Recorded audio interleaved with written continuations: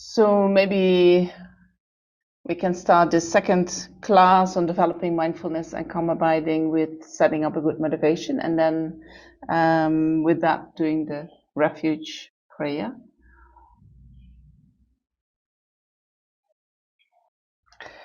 And so when we listen to Dharma teachings, then having a motivation for the happiness of this life is not good enough. You know, it's like when we focus on the happiness for this life, we are focusing on ourselves and very short-term happiness. And what happens when we do that? The mind that is at work is our self-cherishing mind. It is a mind that actually creates suffering. So if we listen with a mind that just wants to have happiness for this life, we're actually creating the causes for suffering. So that mind is, for listening to Dharma teachings, not good enough.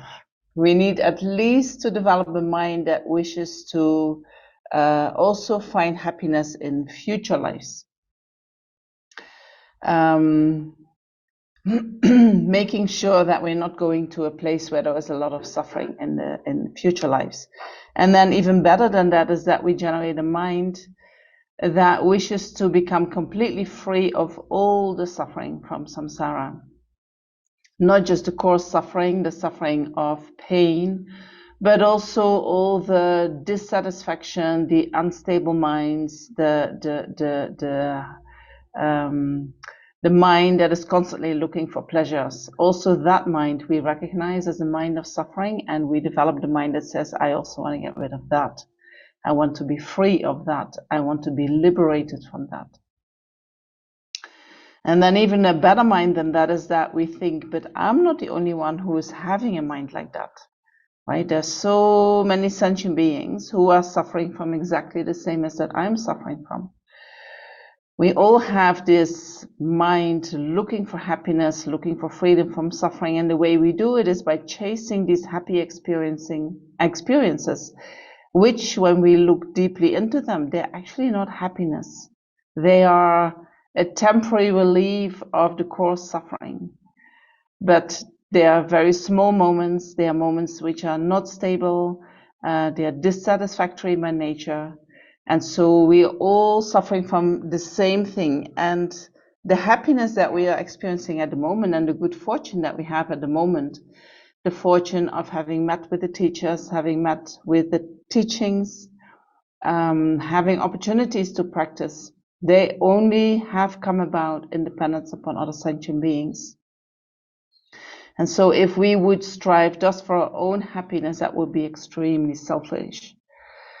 So instead, what we are saying is, you know what, I'm going to make sure that whatever, that I will gain the capacity so that I can help each and every sentient being to become free from their suffering.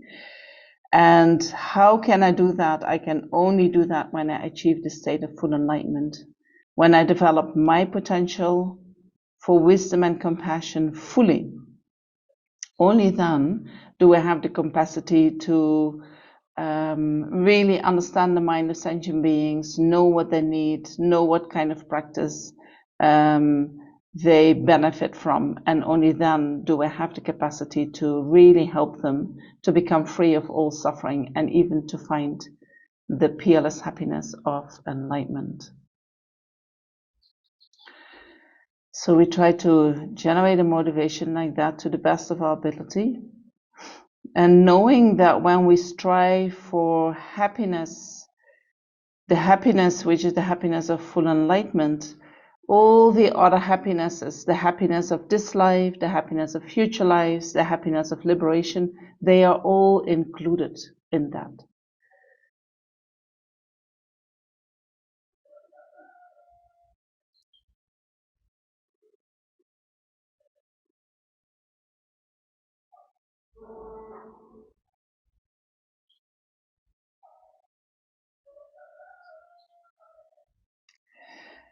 And the way we go about in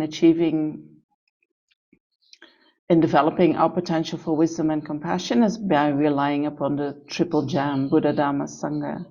So we start the class by taking refuge.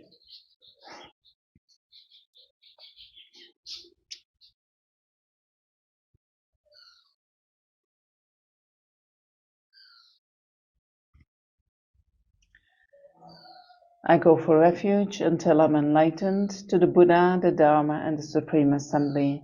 By the mirrors I create through listening to the Dharma, may I become a Buddha in order to benefit all sentient beings.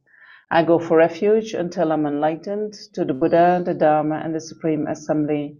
By the mirrors I create through listening to the Dharma, may I become a Buddha in order to benefit all sentient beings. I go for refuge until I'm enlightened to the Buddha, the Dharma, and the Supreme Assembly. By the mirrors I create through listening to the Dharma, may I become a Buddha in order to benefit all sentient beings.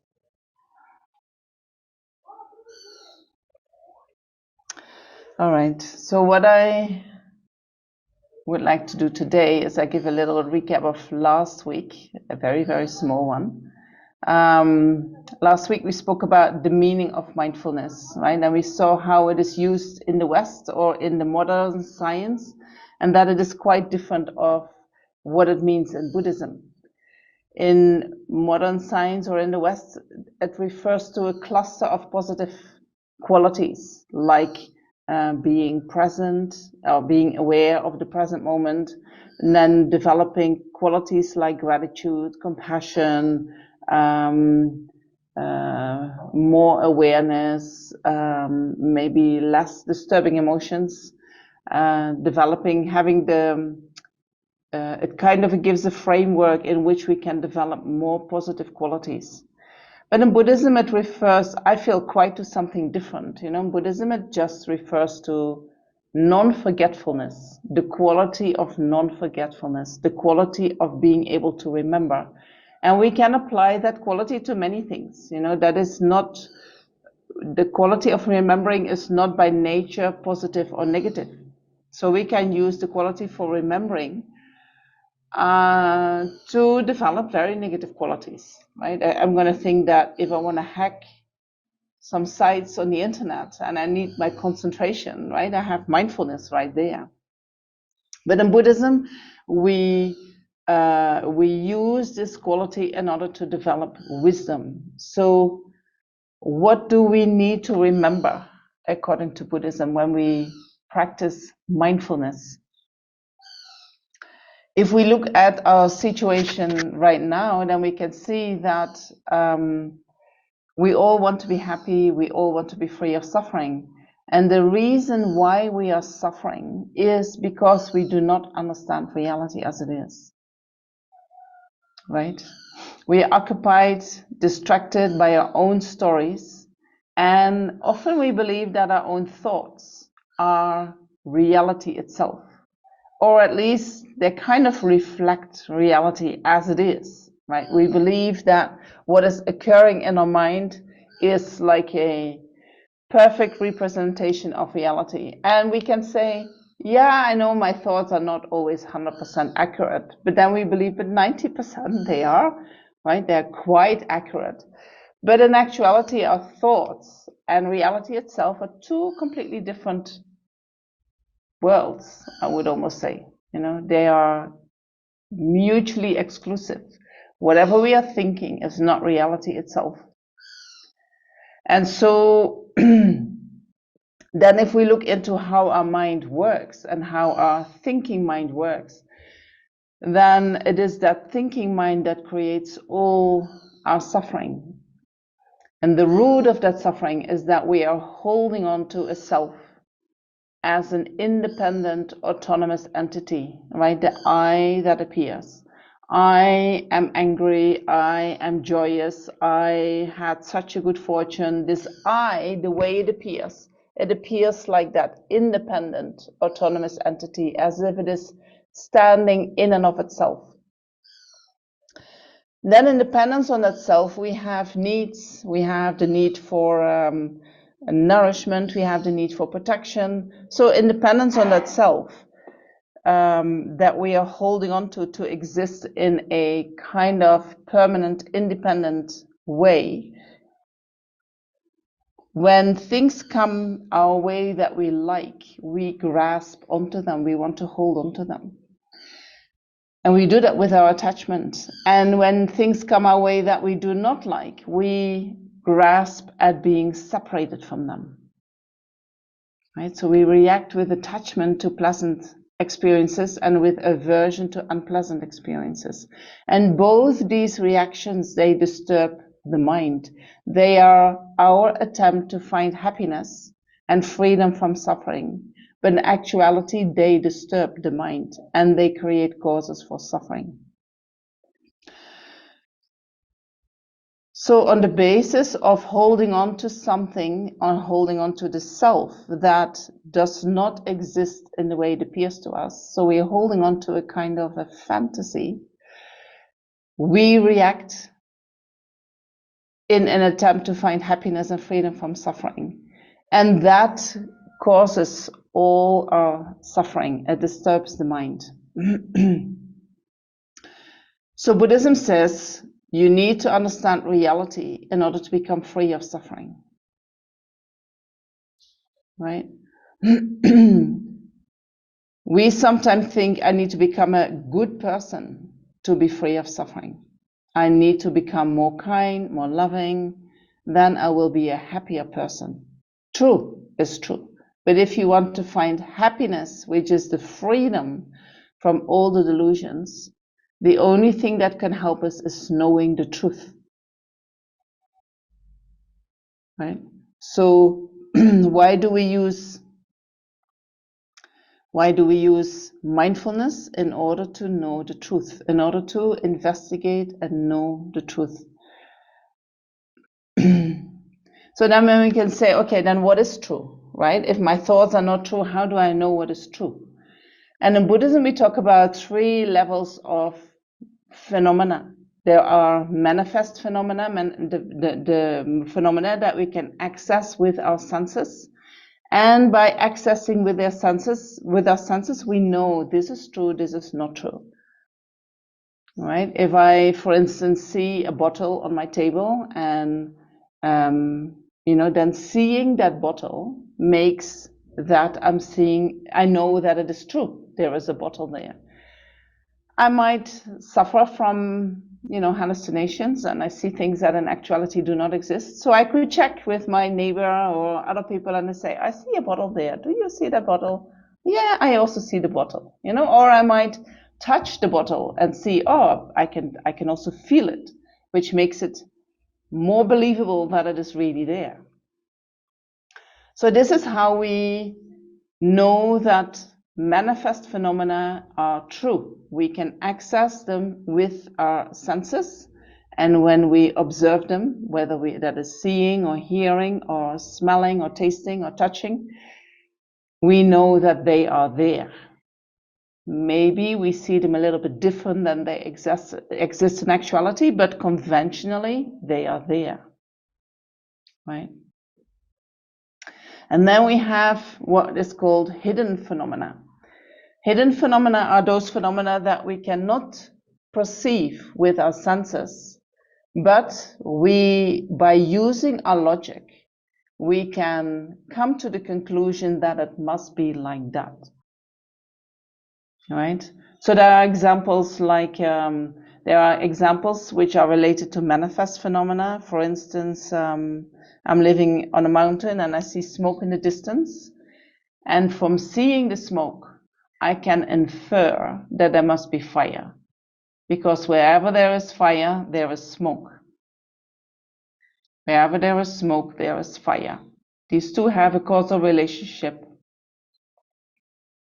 Right? I do not see the fire with my eyes, but by seeing the smoke, I know that there must be fire. That's one way of using logic. Then in Buddhism, what we are interested in is in how the nature of reality functions. For instance, we can think about the impermanent nature of reality. We can observe coarse impermanence, right? We can see when something breaks that it is gone, that it is impermanent. We can see when somebody dies, that person is gone. That means the body is impermanent. When a building collapses, we can see the building must be impermanent because it is gone.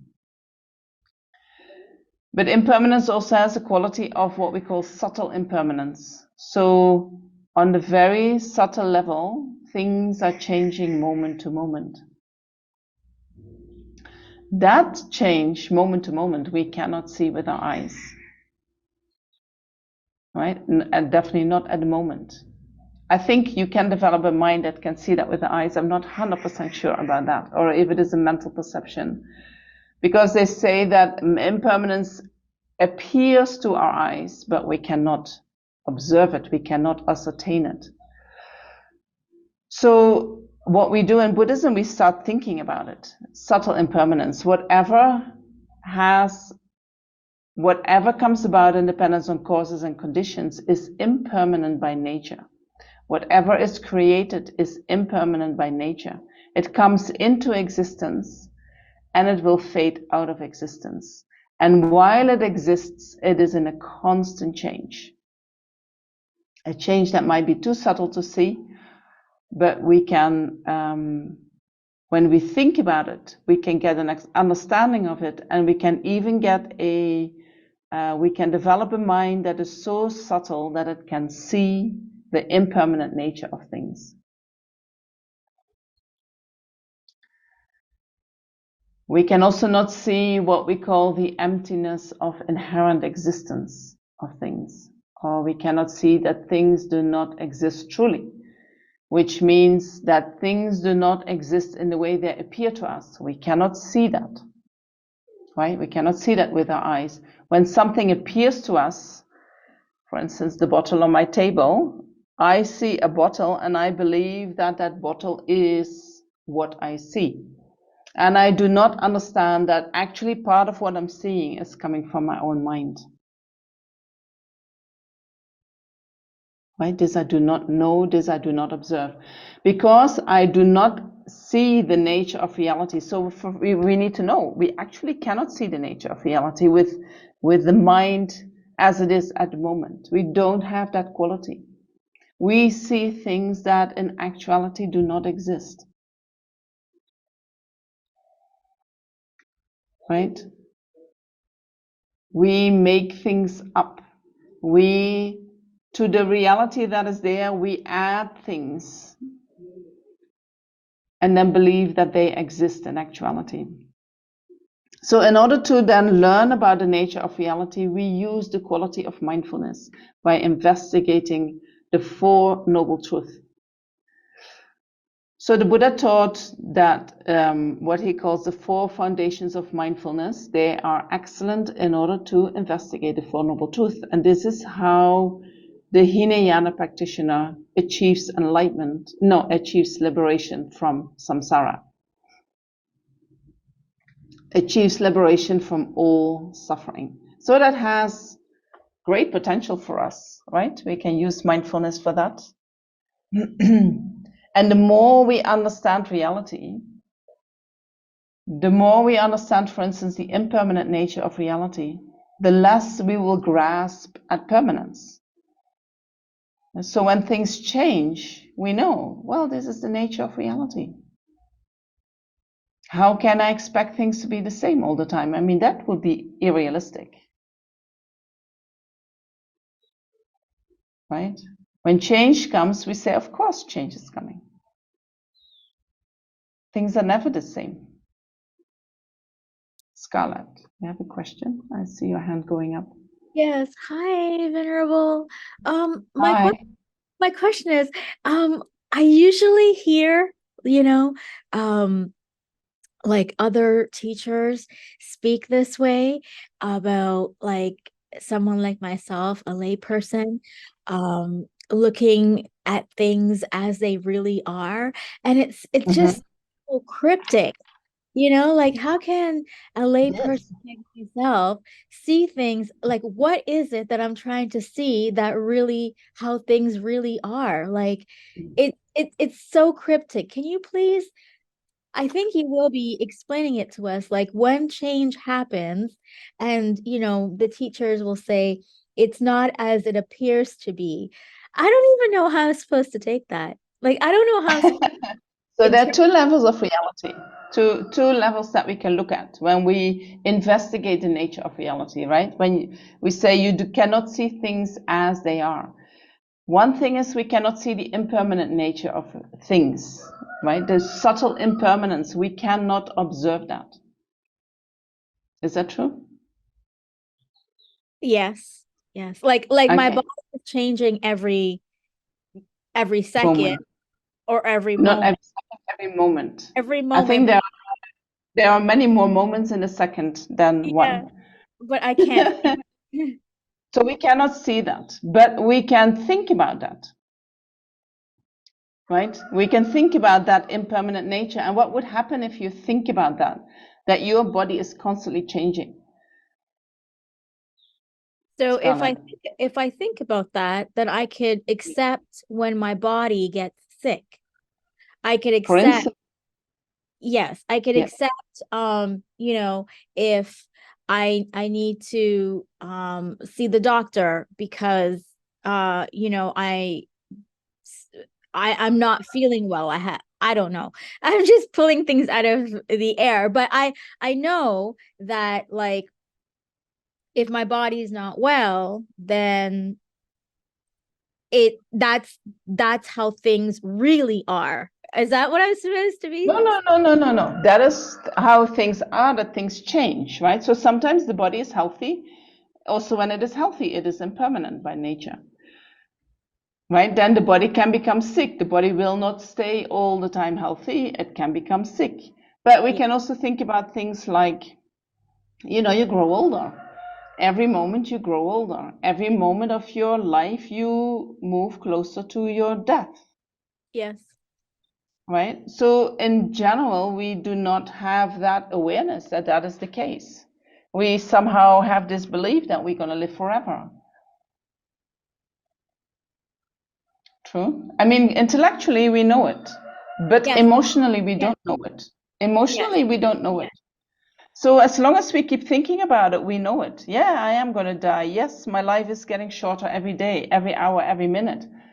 But emotionally, as soon as I don't think about it, I forget. And I Exactly. believe I'm going to live forever, right? So Yes. this is not knowing reality as it is. Okay. So we need to bring our intellectual mind in to remember it's not how you feel it is.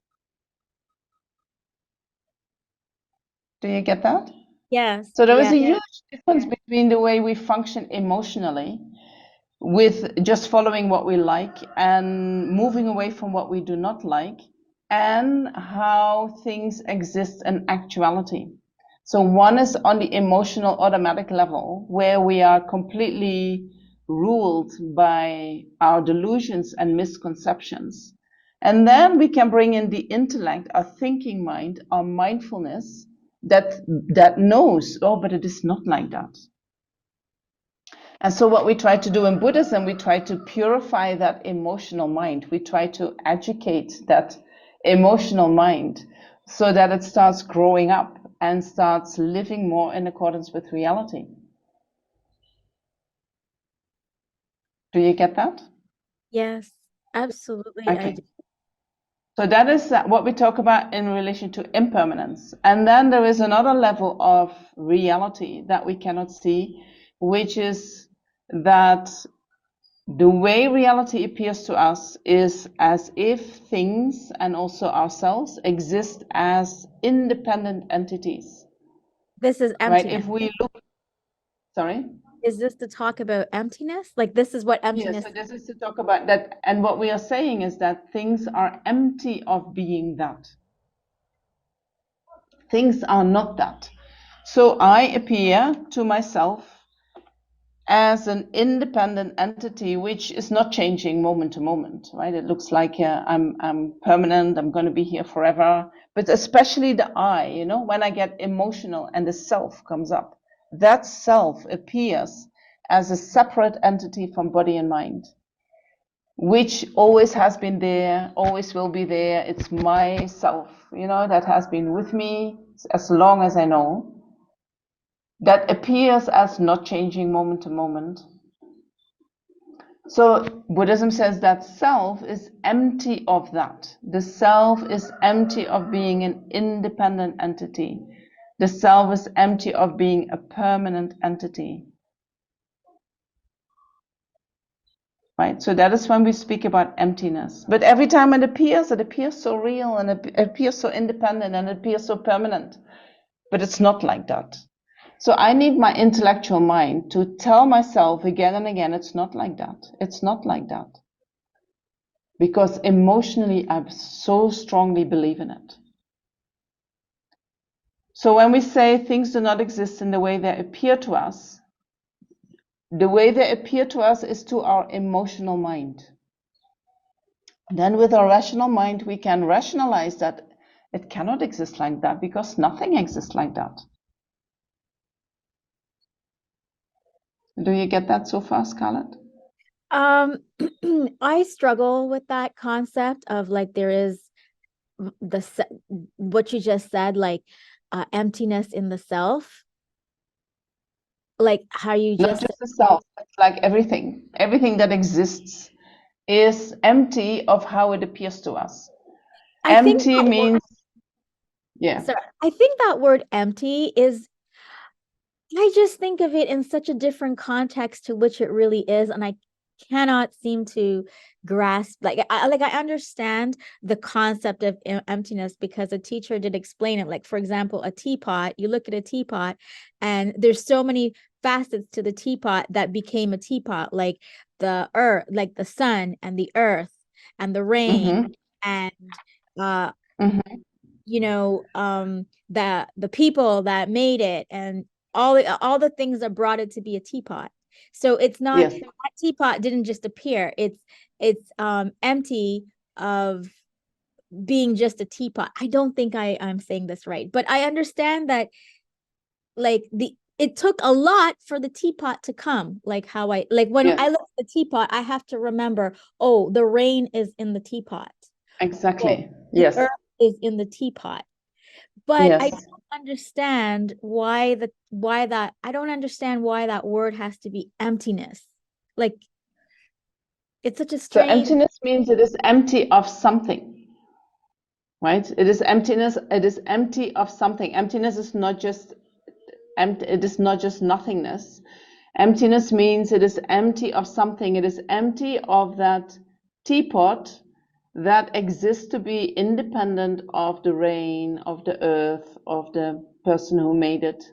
The teapot appears as if it exists independent on all these causes. Right. Yes. Right. So that is what emptiness refers to. It is emptiness of. It is empty of. Oh, now I'm gonna be myself. It is empty of being just the teapot without anything else. It's not. It's not. There's much more that makes a teapot. Yeah, and it There. seems so obvious that there's so much that makes a teapot. Like there's so much Yes. that makes us human or makes an animal, but Yes. is it because our lay mind just thinks, oh, the teapot just appears? It's not a lay mind. It's everybody's mind. Oh, okay. I have the same mind. I believe in the same things, you know? And even if I have studied a lot, I still believe in the same things. Hmm. My belief is maybe not so strong anymore. I hope it is not so strong anymore, but it's very, very strong. It has been with us, according to Buddhism, since beginningless time. Always. We have never existed without that. You know, so it is like a blindness that we have in our mind that has been with us forever. And so it's logic that it's not coming so quickly. But what you're doing is very good. You're going to think about what the teapot was before it was a teapot and how it came into being. So you think about all the causes and the conditions. And by doing that, you counteract our belief in a permanent teapot, right? Because somehow the teapot appears to us as independent of the causes and conditions, as Oh, if it is just right. Yes. right. And yeah, so like when I look at my fellow human, Yeah. I'm supposed to like I am I supposed to think we're the same because we have our heart is in the same spot and our lungs are in the same spot, like we come from the same stuff. You could say that. What we try to think in Buddhism is not so much we're not thinking about the physical level, but yes, we are kind of in the same realm. We share the same type of mind, but we are all the same in that we all want to be happy and we want to be free of suffering. Yes. Okay. This is where we more contemplate about the sameness with others, you know. But that is very different of contemplating uh, the emptiness of a person, right? But what you're doing so far with the causes and conditions, hold on to that, right? So you know that you don't see the causes and conditions when you look at the teapot, but when you think about it, you know these causes and conditions are there, Correct. right? Yes. So the teapot appears as if it exists independent of all the causes and conditions, but when you think about it, you know the teapot depends upon all the causes and conditions. Correct. Yes. So it appears different than it exists in actuality. Oh, I understand. Mm-hmm. I understand. Uh-huh, good. Yes. That's a good connection. And I think I have a hard time uh seeing someone like me who wants happiness and avoids suffering. Like I don't think that other person is going through like seeking happiness like I am, or not wanting stuff. I don't, my mind doesn't We don't see. see that, right? We No. because we're so self-obsessed. We do not see that. We do not realize that. We also think that other people they don't really feel as much as we feel, and their feelings are not as important as our feelings, and we know exactly what we're feeling, and they are kind of devoid of these experiencing. But when we think about it, every human being experiencing internally similar things, you know, same as we. And so this is another thing that we cannot see automatically, and we have to think about it. We have to become mindful of it. Yeah, I have a hard time. Like I can see the teapot. I can see the sun in the teapot now that I've heard many teachers talk about the emptiness of it. But where it comes to my fellow human, like when I see someone having a nice house and a nice car when I go walking, or I'm in the train and I see people, I don't think that they have suffering. I don't think I know. I think, wow, am I the only one that's going through these life hardships if I am at Yes, that point, right? yes, yes. And so that is how the mind works, right? I This is how all our minds work. But when you think about it, you can say, well, that is actually strange because when I start listening to others, they have the same suffering as I do. But then you have what we're trying to do in Buddhism, we try to change our mind, right? We try to make our mind more in accordance with reality. So we believing other human beings, they don't experience suffering, they're all happy, it's just me who is experiencing the suffering. This is the isolation that we all go into with respect to suffering. We all have that. True. Michael, Laura, we all have that. We think it's just Yeah, me. Nobody can understand what I'm experiencing. It's only me. right. But then when we start talking to others, we can hear, oh, they're suffering as well. It's not just me.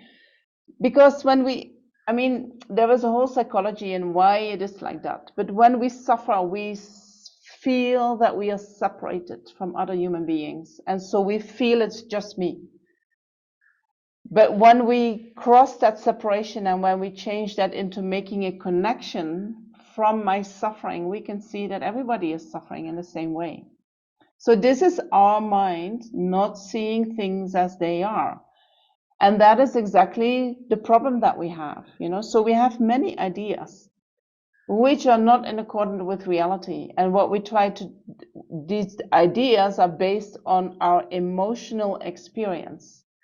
But our emotional experience is not rational, it's not in accordance with reality.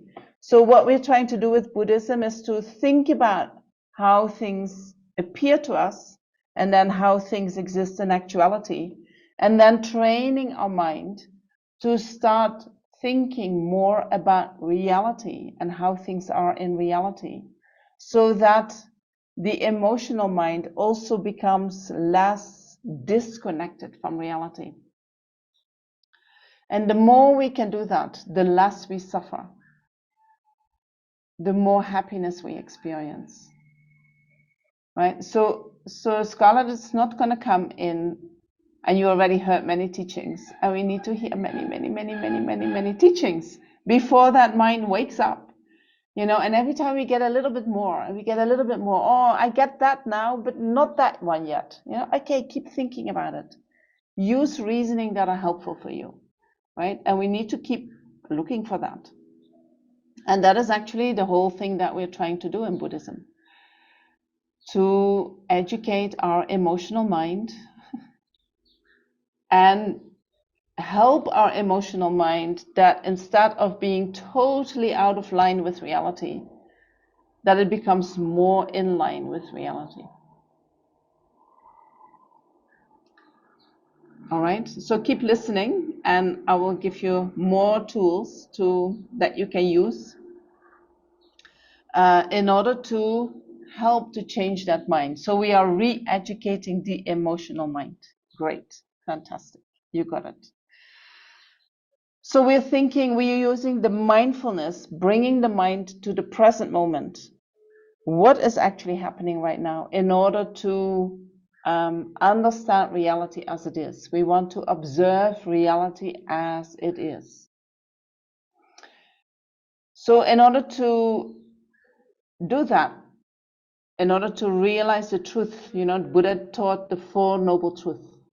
And with the 4 close placements of mindfulness, which is only one place where we practice mindfulness in Buddhism, we can use them in order to realize the Four Noble Truths.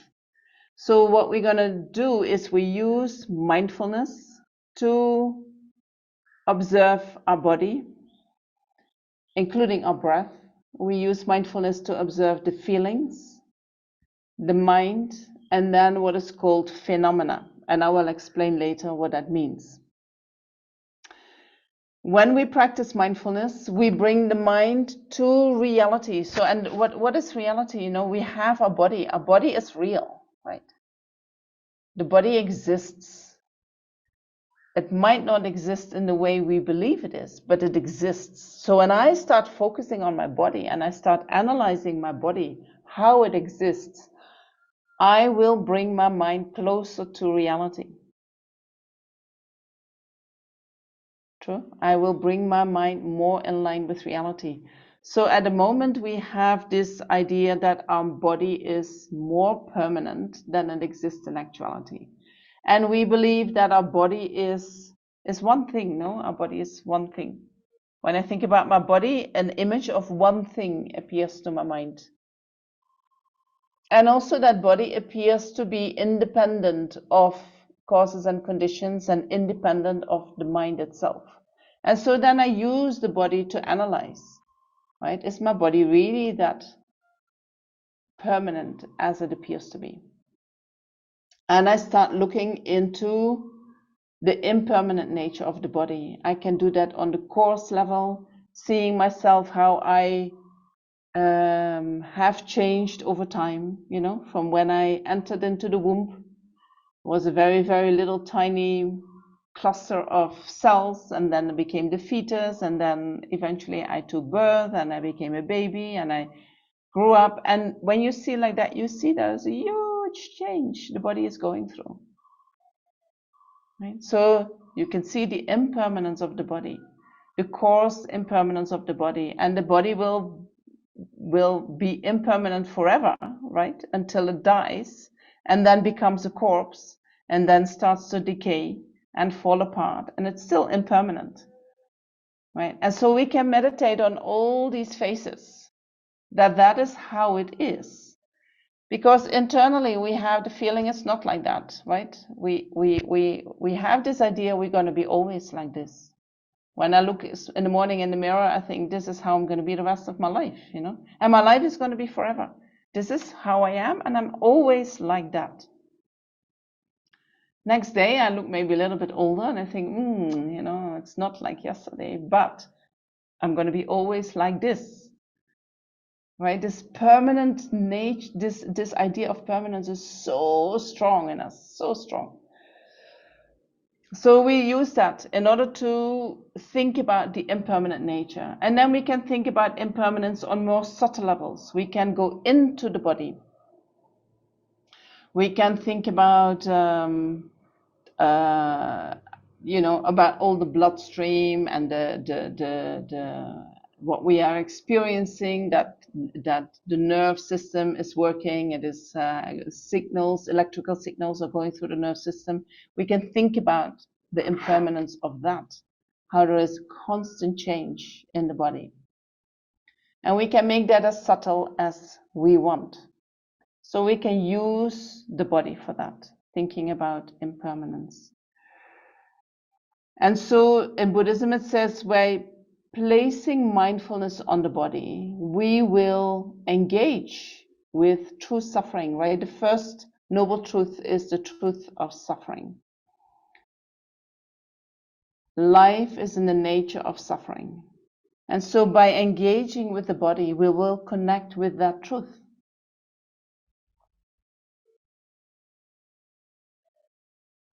We can understand the 3 levels of suffering independent on the body, right? The first level of suffering is the suffering of pain. By looking in the body, we can see that there are moments that we experience pain, that we experience coarse suffering. For instance, when we are sick, when we hurt ourselves, when we get older and the joints are getting some arthritis and they're getting stiff, and we experience the suffering of suffering. That's the first level of suffering. Then we can also look into a more subtle level of suffering, which is called the suffering of change. And the suffering of change refers to all these pleasant experiences that we have. And it is called the suffering of change because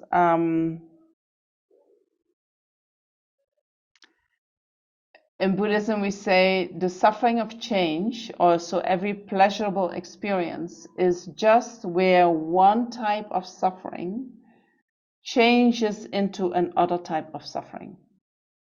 And we experience that as a pleasure. So I'll give you an example. For instance, when I'm sitting somewhere in the sun and I enjoy the sun, I enjoy the warmth of the sun. But if I sit too long in the sun, that warmth becomes at a certain time becomes hot, right? So the suffering of sitting in the sun starts first as a kind of, oh, I quite like this. And then I sit longer in the sun and longer in the sun. And at a certain point, it turns into suffering. And I feel like I need to go into the shade, right? So the moment I go in the shade, the suffering of being in the sun is finished. And the suffering of being in the shade is about to start. That moment, we label that as pleasure. We experience that as pleasure. Then I go in the shade and I think, wow, that's so nice, so cooling, it's so fantastic. But then I stay in the shade and then it starts becoming a little bit chilly, right? And I feel like, I want to go back in the sun because this becomes unpleasant. And so then the moment I go in the sun, I feel like, this is so nice. The warmth of the sun is so nice. So the warmth of the sun that we experience as nice is the moment that the suffering of being in the shade finishes and the suffering of being in the sun is about to start. And so whatever we do, when we do it long enough, whatever we do, and in the beginning it all feels pleasurable, but when we keep doing it, it all turns into suffering. And so therefore we say all the pleasurable experiences, they are in the nature of suffering. It's just when we do them short enough, we just experience them as pleasure. Right? For instance, if I have a coffee, I think, wow, that's really nice, right? But if I would drink coffee after coffee after coffee, I get really sick. And I can apply that to anything I put in my mouth, right? There is a certain moment that it is a pleasure, but then it changes. If I keep doing it, it changes into suffering. So that is called the suffering of change. And so we can meditate on that, right? We can observe that in the body.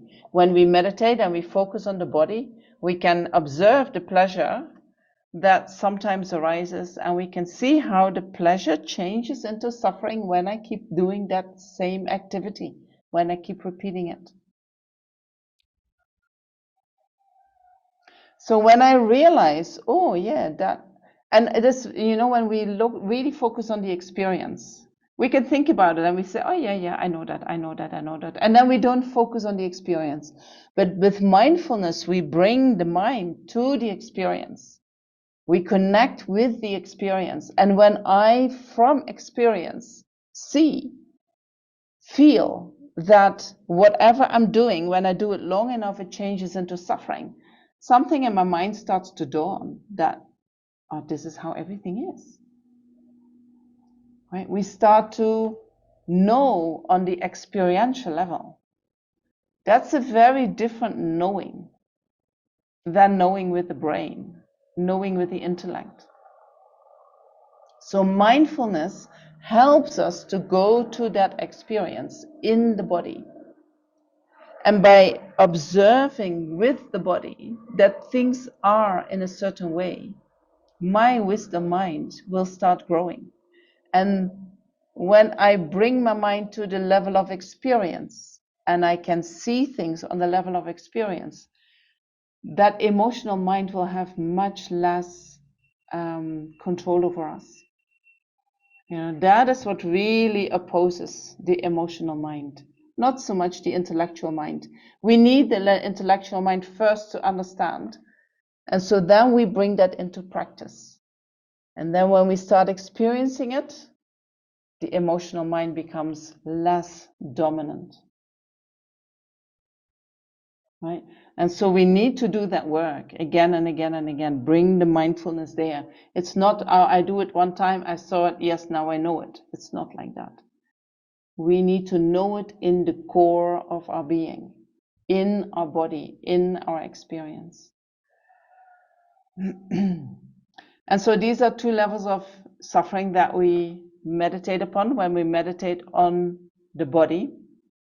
But we can also meditate on even a more subtle level of suffering, which is the pervasive compounded suffering, which is, sometimes it is said that when we take rebirth under the influence of karma and delusions again and again. We do not have a freedom of where we're going. We are impelled to do things. We are controlled constantly by our attachment, by other delusions. They are the ones who are in charge. And so when we observe the body, we can start to observe that as well. We can see, for instance, that from the body, we are constantly producing delusions. Every time when I like something, attachment is there. Every time when I don't like something, aversion is there, and maybe anger is there. And we have no control over that. We like to think we are in control. But if we look, we have no control. Its attachment is the ruler, Attachment is the ruler of this planet. We can see that in the big picture as well. But we can see it in our own mind also. So this is how we use mindfulness on the body, right? To engage with true suffering. Then mindfulness on the feeling, and I will go later a little bit more into mindfulness of the body and how we can use that. But this is how we use the Four Noble Truths, how we use mindfulness in order to realize the Four Noble Truths. So we realize the truth of suffering by being mindful of the body and what is going on in the body. Then the second noble truth is the truth of origin, that the truth of the cause of suffering, which means that all suffering has a cause, right? What is the cause of suffering? The cause of suffering is that the root cause is that we are grasping at a self that does not exist in the way that it appears to us. And then in dependence on that grasping at a self, we react to pleasant experiences with attachment, with holding on to it, wanting more. And we react to unpleasant experiences with aversion, the wish to be separated from them, right? So realizing that true origin, we do that by observing the feelings. So when we meditate, we bring the mindfulness to the feelings. And by having the mind with the feelings, we can see that the reactions are coming. Every time there is a pleasant feeling, I'm reacting with attachment. Every time when there is an unpleasant feeling coming, I'm reacting with aversion. And so when we meditate and we practice mindfulness on the feelings, this is what we're going to see.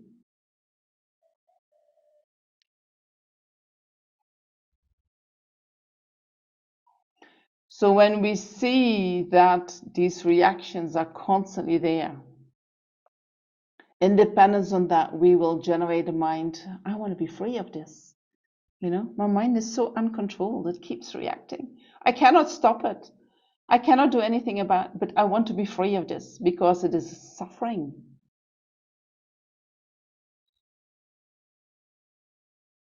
Right? When you really see that you have no control, you can feel this is suffering. You just run after something your whole life.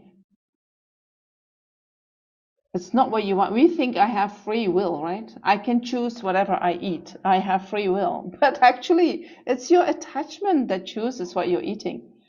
You choose what you like, right? So it's attachment that is in control. Being free of attachment means that I can eat whatever is there and I have no reaction and I can enjoy everything. That's freedom, right? And freedom is also that even if there's no food, I'm still happy. That's freedom. But attachment, suffering from the attachment is that I need my food now. If I don't get my food within the next half hour, I'm going to go nuts. I get my problems with my sugar and I get problems with whatever. I need it now. That's attachment. That's what we are suffering from. So by observing the feelings, we can see how we react to the feelings, and we can see how we suffer from being so reactive, and then we develop the wish, I want to be free of the origin of suffering. And then we can say, okay, so how do I going to do that? So then we go to the third truth, which is the truth of cessation.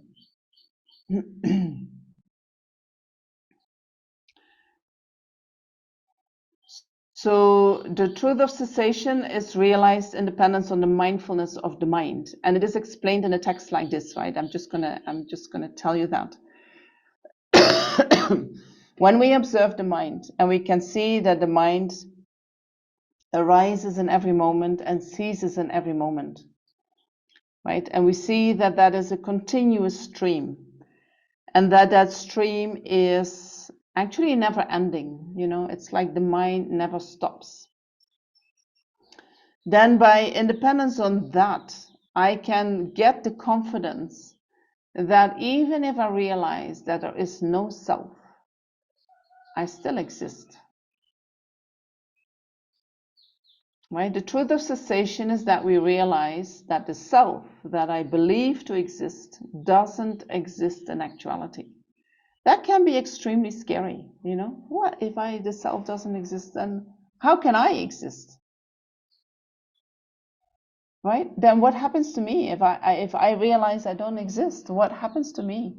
And so by observing the mind moment to moment, and where the mind comes from and how the mind arises and how the mind dissolves, we get a confidence that even if the self that I hold on to ceases, that mind is still there. My mind is still there.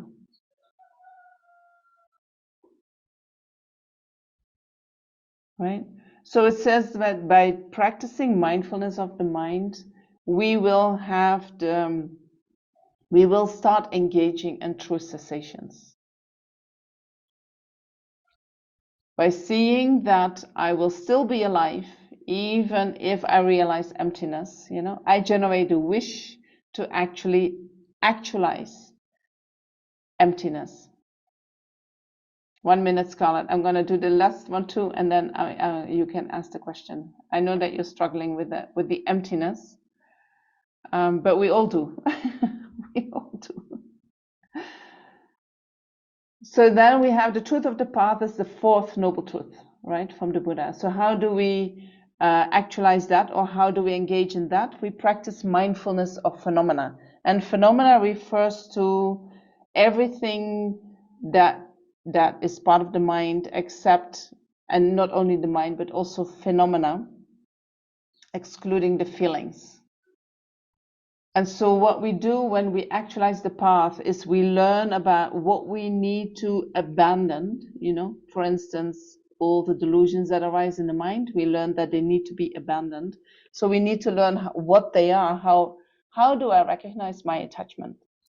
What is actually attachment, and what is the difference between attachment and the self? Because they almost appear like the same thing. What is the difference between attachment and my mind? It's because attachment pervades every moment of my mind. So how do I separate these two? What is the difference? How do I see that?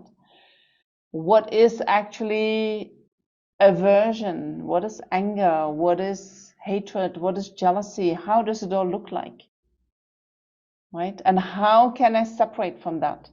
So I need to know all the things that are not wholesome for my mind.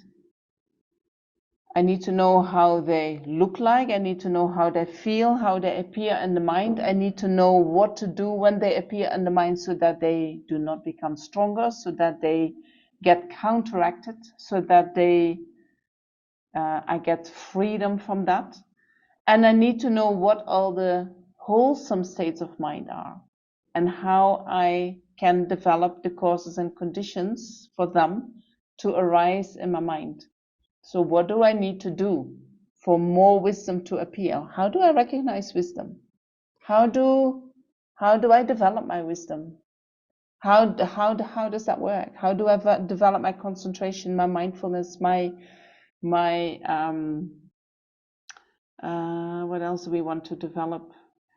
My generosity, my patience, my all these qualities that we need that are part of the enlightened mind. What are they, and how do I develop them? And then by knowing that, by knowing the difference between what is wholesome and what is not wholesome, and how to abandon the unwholesome states and how to develop the wholesome states, we generate a wish to cultivate the path. And so that's the fourth noble truth. So this is how we can use the four objects: the body, the feelings, the mind, and phenomena, in order to generate the four noble truths. Right? Then we can say, okay, but where am I? What can I do today with mindfulness? Right? So we'll talk a little bit more about that. I just want to go back to Scarlett. Did you want to ask a question? Yes, hi, hello. I think it's the third that I'm part of a meditation class that's going on for a while. And that Rinpoche said the same thing that you just said about the third, like the third verse where like I don't know if The there's third. another way you can rephrase it because it really confuses me. Like if there's no I, then I just that I have it's very disturbing for me. Can you please Yes. is there another way, another Can length, we a phrase different it? word? No, I can say it differently, but the meaning will be the same. Yeah, can you say it in a different way that maybe I get it? Because it sounds really scary. Like there's Yes, and I? especially when we have strong self-grasping, and then people say, "But there is no I." We are like, "What the heck?" Yeah. Who am I? What am I doing? How do I live? How do things work? Right? This is a normal reaction that we have in the beginning, and the stronger our self-grasping is, the more we will react in that way. So it can be scary to hear there is no self. And I can try it once, right? But I don't know. I think you also need to give yourself some time. And if you feel that there is a lot of fear triggered when you think about no self, maybe you first think about other things. You first develop more loving kindness, compassion, think about other people, the feelings of other people, how you can connect with other people. And that can already generate a mind that you feel that maybe yourself is not as concrete and isolated as you always have believed it was, right? And then maybe the mind is more ready to hear about emptiness and no self. Okay, so that's my first advice to you, Scarlett. And now I'll try to say it differently so that maybe you can hear it. Okay? Can you follow me so far? Yes, yes, yes, yes. I hear Okay. you. Okay. But I also want to know that you got it, not just, Sure, sure. yeah. Um, so according to Buddhism, when we talk about persons, this comes now to my mind, right? I can say it in different ways. So we talk about persons, and persons, they say a person is that which is imputed independence on the five aggregates. Have you ever heard of that? Yes, I've heard of the five aggregates.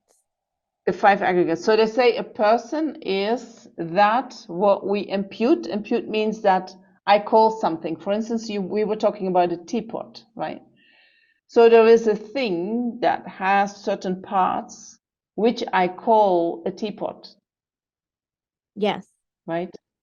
That teapot does I'm just having to I see that I didn't plug in my computer. Anyway, I can do that later. We believe that a teapot, when I look at the thing that I call teapot, we believe that is the teapot, right? Yes. As if that teapot has existed as a teapot from the beginning. But what happens in actuality is that there is a hump of clay, and somebody's going to work with the clay and then makes the shape of what we call a teapot, right? Yes. And then adds all kinds of things. The I don't know how you'll say that in English. The different parts of the teapot are added to it, right? And then it is baked, and then maybe put something over it, and then baked again, and maybe add some other things. And then we call that a teapot. We have agreed with everyone, we call that a teapot, Mm-hmm. right? Yes. But that teapot exists that exists of all kinds of parts, which all in themselves are not a teapot. Yes. And I've heard it say that like we exist, like we have different body parts that when you put it together is the scarlet, right? Like my head, my arm, like you, but my arm does not exist on its own. Mm-hmm.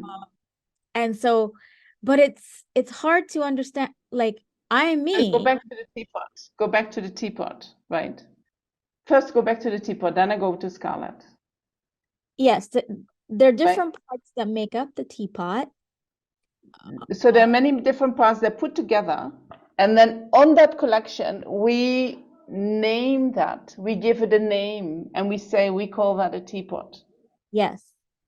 But in that collection of the parts, there is no teapot. Right. Right. Right. So teapot comes from my mind. I Yes. see that thing and my mind thinks teapot because that is what I've learned from my mom. Yes. My mom called it a teapot. When I was little, she said that's what we call a teapot. Yes. But in the teapot self, in that thing, there is no teapot there, Mm-hmm. Got it. right? But it appears to the mind as a teapot, Right. right? So teapot comes from the mind in dependence on all these parts of the teapot put together. But they're two different things. One is made out of clay and maybe some other materials. The other one is coming from the mind. These two together make teapot. I have an external thing made out of a clay in a certain shape with a certain function, and then my mind calls it teapot. These two aspects coming together make the phenomena as we know it. We make the teapot as we know it. Can you see that one part of the teapot comes from the mind? Yes. Okay, so then we go to scarlet, right? To the self. So the self, what is scarlet? Scarlet is that which is imputed independence on your body and mind, right? So when you were born, your mom looked at you, your body and mind, right? I don't think she only looked at your body. I do think that the mind has some contribution there, right? So she looked at that combination of your body and mind, and she said, we're going to call her Scarlet, right? Scarlet. Yes. Yeah. Yes. I'm just listening. I don't want to interrupt you. Okay. So Scarlet comes first from the mind of your mom. It's a name given to you. It's a name given to you, independence on your body and mind. And then you learn, oh, I am Scarlet.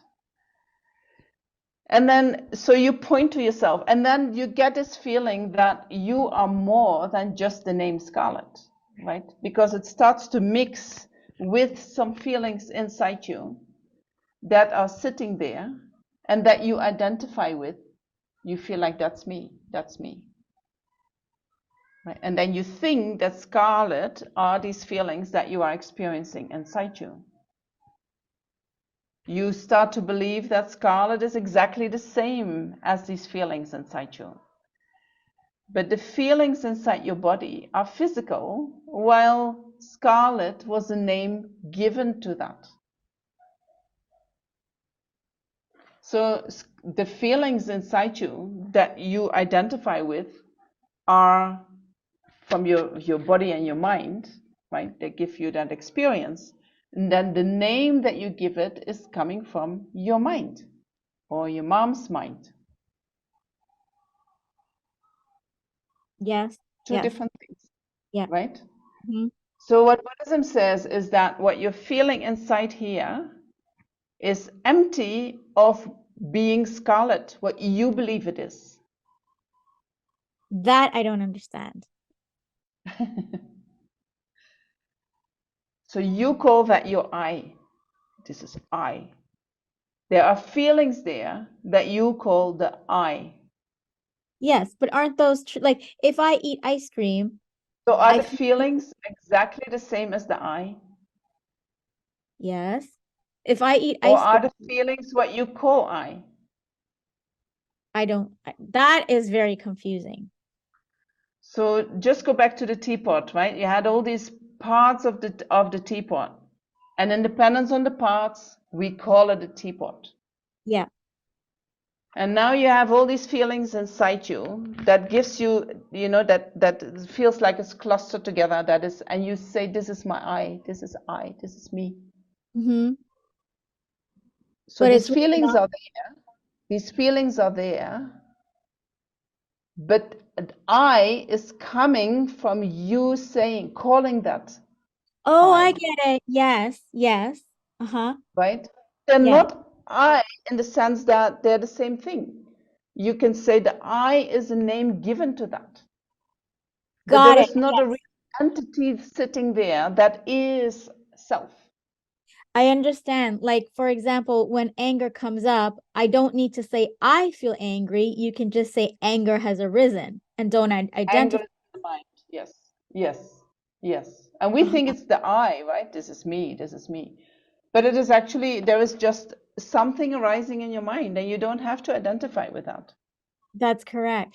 Venerable Yes, Rabina says that we need to weed those out, the negatives, like the anger or the frustration. We weed it out and we infuse the real us, the real, maybe I'm not wording it correctly, but what I'm understanding she's saying is the real mind is like love and compassion and wisdom and that's our nature. generosity. Oh, that's the That's our nature of nature. the mind. Is that something totally Yes. different? No, no, it's not different, but it is like because we have holding on to this entity self, which is sitting there, right? We believe in that. We believe it is a true independent entity that is ruling our body and mind, that is in control over our body and mind. Buddhism says there is not such an entity there. You know, there are just things arising in the mind due to causes and conditions. Sometimes there's anger, sometimes there's loving kindness due to causes and conditions. But when I feel loving kindness, I feel much better than when I feel anger. And when I feel loving kindness, I'm functioning much more in connection to the nature of human beings. So what I'm going to do with Buddhism, I'm going to create the causes and conditions so that more loving kindness, more compassion can arise in the mind, and so that the conditions for anger and jealousy, that they do not arise in the mind. So what can I do that I don't arise in the mind? So I'm gonna gain knowledge on that, right? Because I know they just come about due to causes and conditions, but they're not truly me. I really love what you're saying. It's really helped me. I was really since last week battling with this. It was really scary. Thank you so much. It's Good. more Fear is clear. gone. Yeah. Good. Good. Good. There was another question, I think. Phyllis, did you have a question? Or is that just my mind making something up? No, I think it's kind of been answered as you're speaking to Scarlett, so it was similar. Okay. Thank you. Cool. Cool. Cool. So mindfulness is a quality that focuses on something that exists and then starts to investigate the reality of it. Right? That is how we use mindfulness in Buddhism. So we can use 4 types of objects. We can use the body, and the body includes the breath, right? So we can also observe the breath. We can observe the feelings. We can observe the mind, and we can observe phenomena. These are the 4 objects that we normally refer to in Buddhism. When we start with the body is more easy than looking into feelings. Feelings are more easy than looking into the mind, right? Because they become more subtle, more subtle, more subtle. And when the objects become more subtle, we need a more subtle mind to look at it. And in order to generate that more subtle mind, we need more concentration. When there is more concentration, more mindfulness in the mind, there are less delusions in the mind. At the moment, our mind is coarse due to the delusions, right? When there are lots of delusions in the mind is so coarse, and we talk about object and we think, what are you talking about? I have no idea what you're talking about. But the mind is too coarse to even understand, right? So then we first need to make the mind more subtle. Means we need to find ways to have less delusions in the mind. And that is for all of us. When there are less delusions in the mind, our mind becomes more subtle. When we have a more subtle mind, we can focus on more subtle objects. We can see subtle things. Oh, there I'm reacting with aversion and attachment.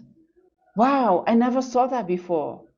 No, you couldn't see that before because there were so many delusions in the mind, you know? It's like no way that you can see that. But when the mind becomes still, we can focus You know, we can focus more subtle because the mind itself becomes more subtle.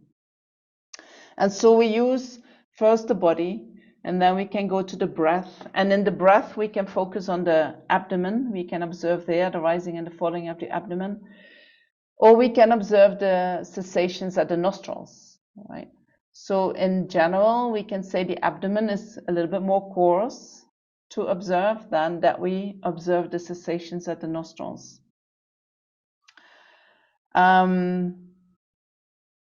But both have their good things, you know. I sometimes feel with Westerners, we better focus on the breath in the abdomen because it helps us to ground. You know, we have so much mental energy. We are so up here with our mind. So when we focus on the nostrils, on the sensations at the nostrils, often the energy stays up here and we do not know how to connect with the body. And I have the feeling, I have the impression, that when we focus on the movements of the abdomen, observing the breath right there, that it helps us to connect more with the body and to bring that energy that we all have sitting here more down, you know, that we balance that more. So I normally advise people to start there. And some people, I say, stay there for a long time. I myself, I like to stay there. When I go here, I often, yes, the mind becomes more subtle, which is great, but often then it takes off into space, you know, which I don't think is useful. Can I just have 1 second to plug in my computer? Otherwise, I'm gonna lose my power. Sorry, I forgot about that.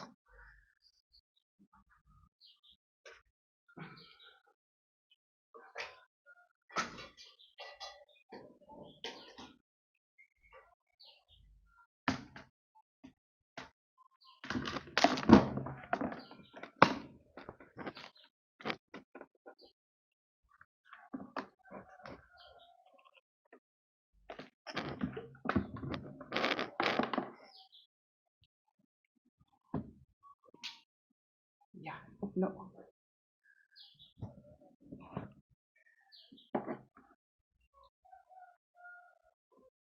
not doing it. Oh my gosh.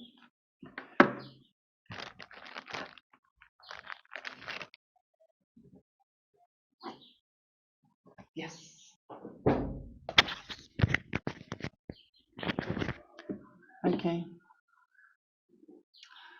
Is it okay if I talk another 10 minutes instead of doing a meditation? Then next time we go into the meditation. That's okay? So I want to go a little bit into how we observe, what we observe, right, in the body, especially in the body. Especially the body. When we think about the body, you know, the body is always with us. The body is always, you know, so the object is always there. It's easily available. It's in our face. And the body is always in the present moment, right? Same with feelings, same with the mind. But the body is like, if I remember when I get really upset and my mind gets out of control, and we know that when the delusions are in the mind, it takes us into the future, right? What is going to happen, or it takes us back into the past, what just happened to us and what we really cannot stand and really upsets us. The mind keeps ruminating on that. When we bring the mind to the present moment, to the body, the mind goes back to the present moment. And when we can connect and we say, just breathe, breathe deeply, feel your breath, and we can really focus on that, the delusions will come down very quickly, right? We need to train our mind. In the beginning, you know, we might say, no, I have to stay there. I have to stay in my mind. I need to think about this. I want to have it clear. I want to know what is going on. But actually, what happened already has happened. You cannot become more clear on it. What already has happened has happened. It has disturbed your mind. When the mind is disturbed, the mind is unclear. By going into disturbance, you cannot become more clear. You can only become more disturbed, more confused. So what is the way to clarity is actually to let go of that reaction that just happened. Let go of it. Don't worry about it. Just let it do its own thing. Let it sort it out itself. But what you're going to do in the meantime, you're going to go to your body and you're going to connect with your body and you're going to focus on your body, whether that is on the different parts of your body, just bringing the mind there, or you're going to focus on your breath, observing the rising and falling of your abdomen. If you are very disturbed, don't go here, go to your abdomen. That will help you to come back to the present moment. When we are with the mind in the present moment, the delusions will naturally calm down. And we wait for that until they have calmed down. Sometimes they compare it with a pond, a muddy pond that you stir in. And all the mud goes into the water and everything looks muddy.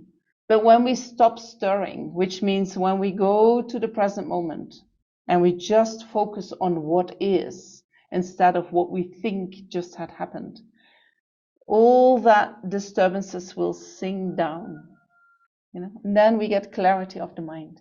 And then when the clarity of the mind is there, when really the emotions have gone, something very different starts occurring to the mind. We can see things more clearly. Wisdom will be there to say, oh, now I understand what I can do. Now I understand what just happened.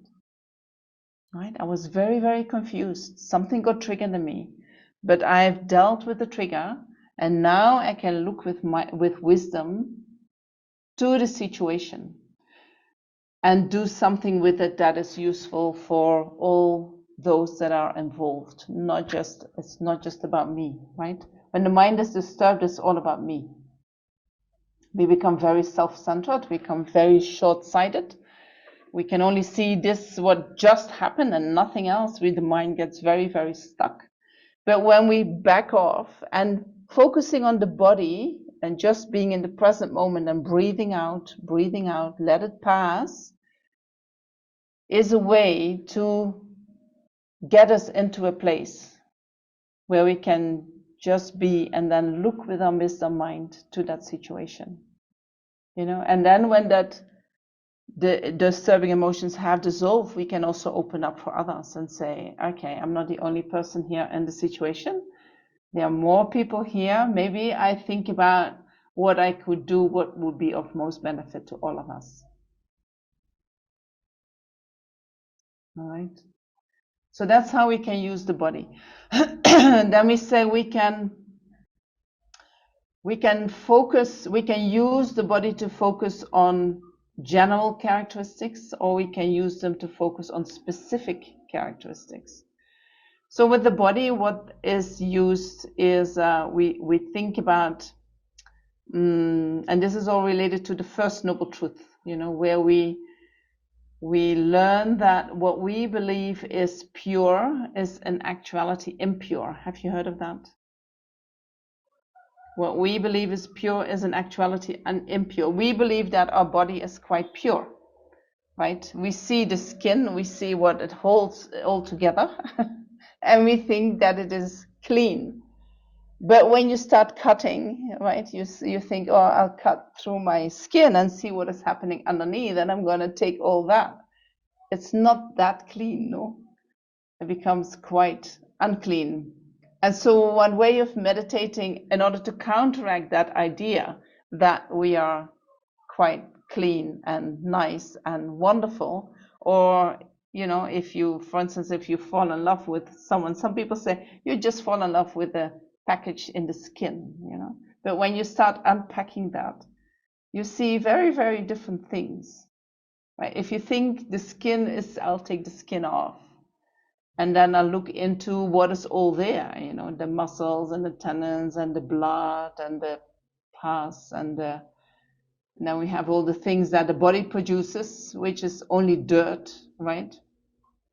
The urine and the feces and the things are coming out of the ears and the nose and these are. His Holiness once said, the body. What is the body? He said. We always look at how much value something has in terms of what it produces. is that the body only produces dirt. The body doesn't, you put all these beautiful things in the body, and the only thing the body does is producing dirt. So there you can see that the body in itself has no function. It is only producing dirt. Yeah, but we have a different belief of the body. And so by thinking about how the body exists and the uncleanliness that is there, we counteract that belief. We become more realistic. Right? That is what the body is.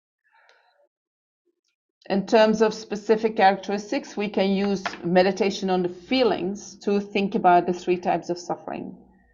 And I explained that before. We can meditate on the mind. A specific characteristic for the mind is thinking about impermanence.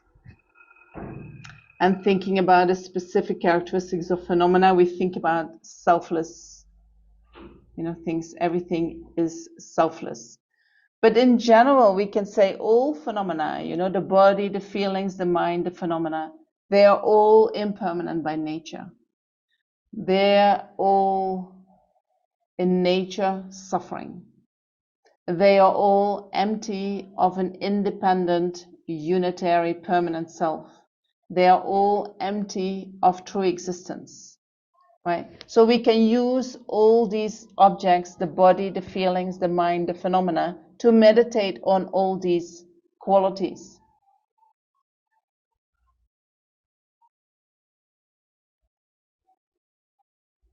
So we are using what is, the body, the feelings, the mind, the phenomena. This is what exists right now. I can observe it right now. And then I check its nature by thinking about its impermanence, its suffering nature, its emptiness, right? Can you see that when we do that, we bring the mind, we connect the mind with reality as it is?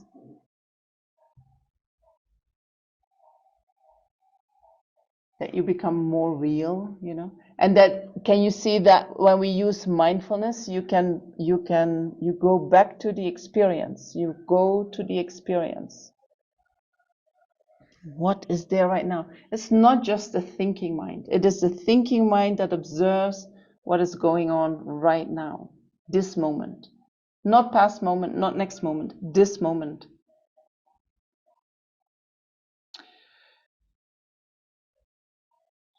Mindfulness is a way to hold on the object, and then with your wisdom mind, you start looking into it. What is that? And I don't know if that is coming from Buddhism or that is just general wisdom, right? But when we want to know if something is true or what exists, we have to look deep into it. And if something is true, it will become more true the deeper we go into it. But when something is not true, we start looking for it and we will not find it. Or we will find that what we were thinking is not true. True, the wisdom mind needs to go in, right? To see if it is true or not, to see if it is correct or not. True. So you can never find something that is actually not true. When you start looking and investigating the reality, your mind will find more understanding of that reality. And your mind will get rid of things that you were believing, which in actuality are not true. True, sometimes we're scared to look, no? We are scared for the truth. Oh, I don't want to know the truth. Too difficult to know the truth. But actually knowing the truth means I'm going to be free of suffering. Sometimes it's painful to get to the point where we're going to be free of suffering. But if that's the case, we have to go through that pain to get to the other side.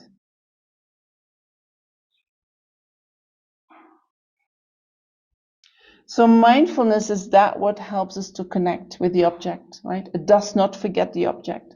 I'm going to investigate My body, the impermanence of my body. I stay with the impermanence, I stay with the impermanence, I stay with the impermanence, I observe the impermanence. And mindfulness is the quality that helps you to do that. Can you see that? And in the beginning, mindfulness cannot do that, right? Mindfulness is distracted. So next time I want to talk about, okay, we have these topics that we're going to think about. We know what we're going to think about, how we think, what we want to do. We want to connect with the Four Noble Truths. But then I'm going to go into the meditation, then what happens, right? Then the mind takes off, right? The mind doesn't want to be here. And so we'll talk about what happens in the mind when we try to do this, because we will meet all kinds of obstacles. Then when we meet them, how can we approach the meditation so that they are less strong, so that they are not affecting us so much? And how can we be with ourselves so that we can develop that a strength in ourselves that can start looking more sharply and to more subtle qualities of the mind. All right? Is that all right? Any questions?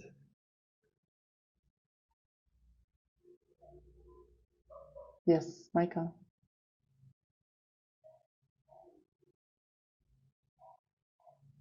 You had a question? You have to unmute yourself. Sorry, There you are. get to my unmute. So we say a swift return prayer for Lama Zopa. Yes. So there is an I. It's just, and the scary piece is that I hear as a Westerner, that I don't exist. But it's not that I don't exist, it's that I don't exist in the way that I think I exist. Because if there was no I, there would be no Lama Zopa to come back. But it's not the Lama Zopa that I see. It's not the Lama Zopa that I know. Because I see unclearly. My view of Lama Zopa is a delusion. Yes. My view of myself is a delusion. Well, it's it's kind of affected by delusion, no? By delusions, yes. Okay. Yeah. All right. Thank you. What is the question? So there is an I, right? We say that the I doesn't exist in the way it appears to exist, but the I does exist. Conventionally, there is an I. Conventionally, there is an imputation. Right? I impute Lama Zopa upon a collection of independence, upon a collection of body and mind. The body and mind are not Lama Zopa, but it is what is imputed upon Lama Zopa. What I believe is that Lama Zopa is the body and the mind. And I believe that it exists permanently, right? So we're all in a shock when he leaves the body. I thought he was going to, I still believe every day in the Gompa he's going to come in, you know? It's like, it's impossible that he died. That he passed. I cannot believe it. It's like you just, and then you go and you pray in the presence of his body, holy body, and I think it's not true, you know, it's not true. So the denial of that is strongly there, right? So, but Lama Zopa exists, right, as being merely imputed independence on the body and the mind. I don't know. It's not completely in the line with mindfulness, you know. But then it is nice to think about then who is creating the karma and what is creating the karma, and what if I hold on to the self? What kind of karma do I create? And what if I don't hold on to the self? What kind of karma I create? Because that we function as human beings, right? The only thing is that the way we perceive it, in actuality, it doesn't exist like that. But we will not become different. The only thing that becomes different is the way we think about it. But we are still here in the same body with the same mind, the mind has changed a little bit because we think differently, we see things differently. That's the only thing that changes. Scarlett. I'm just going to tag on to what Michael is saying because like I really understood when you talked about the I when we have these feelings that come up like anger or frustration. Um, it's not the real me, it's just causing conditions that bring them up. But then when you Yes. talk about, but then I'm completely thrown off course because then the conversation switches to I have to train my mind. Well, who's the I then? I have to Yeah. like and then is my mind in different parts? Like I have a wisdom mind and I have a confused mind and I have an anger mind. Like who is the person that is going to tame the mind? Is it Scarlett? That is very confusing for me. If I So don't and exist, so in Buddhism it says like this: the self is not the same as the body and the mind, but it is also not different from the body and the mind. so who's training the mind? Me, So Scarlett. when I engage in causes and conditions that create certain qualities, right? I can say the self engages in that. Meaning Scarlett, meaning all the parts that come to me to be like is in my brain. So in the beginning, when we start our spiritual journey, we have strong holding onto the self, right? That self strongly believes, oh, I am this, then some wisdom comes and you learn, oh, when you do this and this, the anger doesn't become so strong, and you can weaken your anger, and you don't have to identify with the anger. And when you develop these qualities, more loving kindness, more compassion comes, and you think, yeah, this I want to be more happy, you hold on to this, I want to be more happy, I give it a try. And then it works. And while you're doing this, the grasping at the self becomes a little bit less strong, right?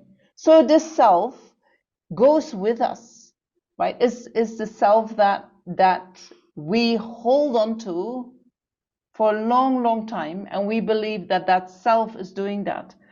But I don't know, it's when causes and conditions come together that I have the insight and the conviction that I could engage in certain actions that are going to bring me relief from suffering, then I could say that is maybe my wisdom mind, the karma is ready to do it, and I do it.